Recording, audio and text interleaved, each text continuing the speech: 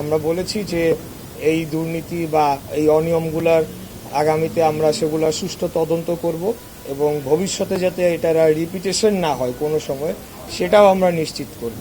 ওনাদের সুনির্দিষ্ট কোনো প্রস্তাবনা ছিল না, তবে ওনারা আমাদের যে চলমান প্রকল্পগুলো রয়েছে এবং যে কার্যক্রমগুলো রয়েছে সেগুলোকে কিভাবে আমরা সঠিকভাবে পরিচালনা করছি এবং আগামীতে করতে পারি সেই আলোকে ওনারা আমাদেরকে কিছু পরামর্শ দিয়েছেন। কারণ আমরা যে প্রকল্পগুলাই নেই এটা কিন্তু বাস্তবায়ন হচ্ছে মাঠ প্রশাসনের মাধ্যমে, আমাদের কিন্তু ফিল্ড অফিস নাই মুক্তিযুদ্ধ বিষয়ক মন্ত্রণালয়ে।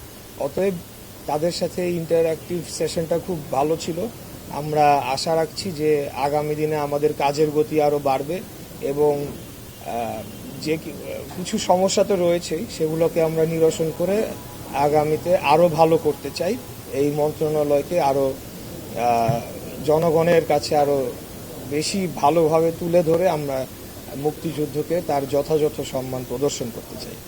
সমস্যাগুলো এটা তো আপনারা জানেনই যে মুক্তিযুদ্ধের তালিকা নিয়ে একটা বিষয় আছে, তারপরে এখানে যে বীর নিবাস নামে যে প্রজেক্টটি করা হয়েছে এখানে ইতিমধ্যে 30,000 নিবাস নির্মাণ করা হয়েছে, আরও কিছু চলমান রয়েছে।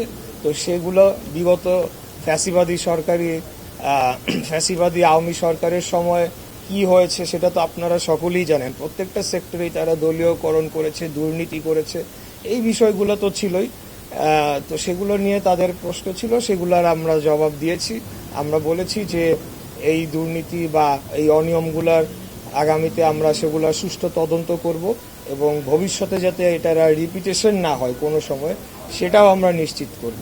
এর পাশাপাশি 2024 সালে যে গণঅভ্যুত্থান হয়েছিল সেখানে আমরা জুলাই যোদ্ধাদের জন্য কি করছি সেটার বিস্তারিত আমরা তাদেরকে জানিয়েছি এবং তাদের সহযোগিতা কামনা করেছি যে তাদের মাধ্যমে আমরা এটিকে যাতে বাস্তবায়ন করতে পারি।